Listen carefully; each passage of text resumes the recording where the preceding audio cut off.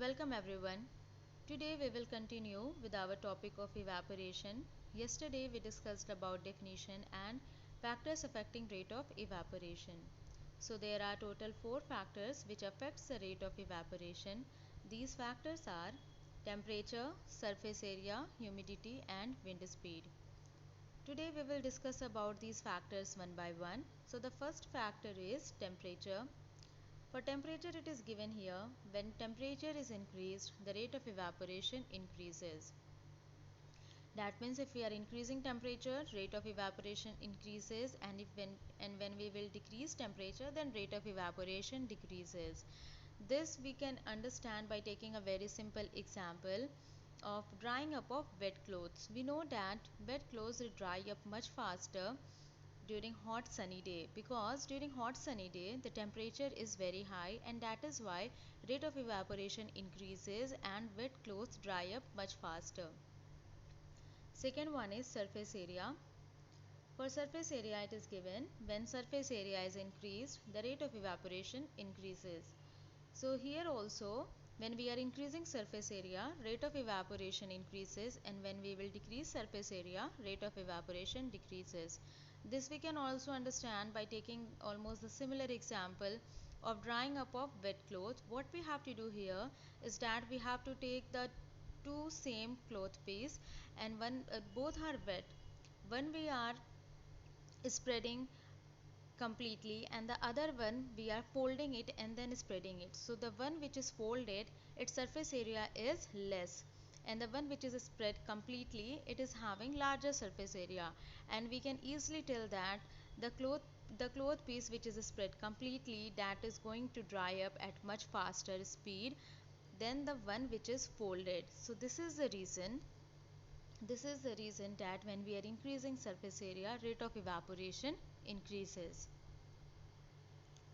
For surface area we can also take one other example, is that by taking the same volume of water in two different vessels, the one vessel is having larger surface area, the other one is having smaller surface area.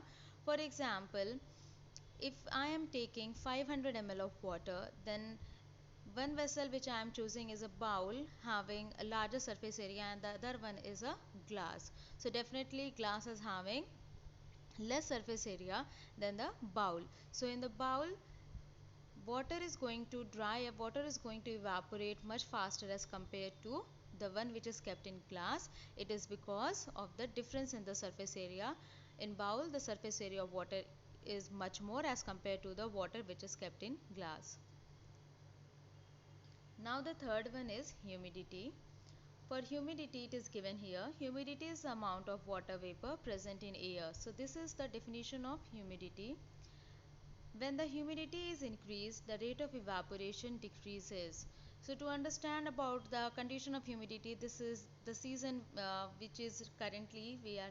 So that is the best example to understand, because nowadays it's a rainy season, and in rainy season the air is very humid and the humidity is much more, and that is why when the humidity is increased, then the rate of evaporation decreases. As we can understand, as we can observe nowadays, when we are drying up our wet clothes, then it is not very much easier for us. It is because the temperature is not very low, the temperature is quite high, but still because of high humidity, or the air is already so much humid, it takes a much longer time to dry up.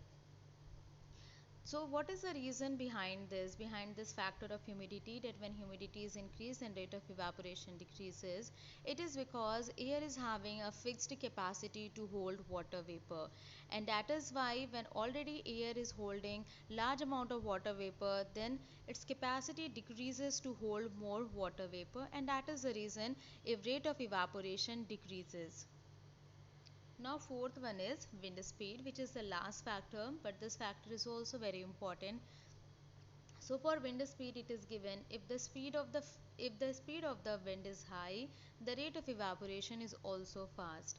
Now this we can easily understand, like we we are sometimes what we do, we are drying up our wet clothes under fan. Suppose if it is raining outside, or if there is cold weather, then the option which is left is to dry up our wet clothes in room under a fan. So there what happens, because when the fan is running, the wind speed is very much high, and as the wind is blowing at faster rate of evaporation increases, and this is the reason we are able to dry up our wet clothes at much faster speed. So these are the four reasons. You can easily relate these four factors with our day-to-day example to understand about them. So these are the four factors which affects the rate of evaporation.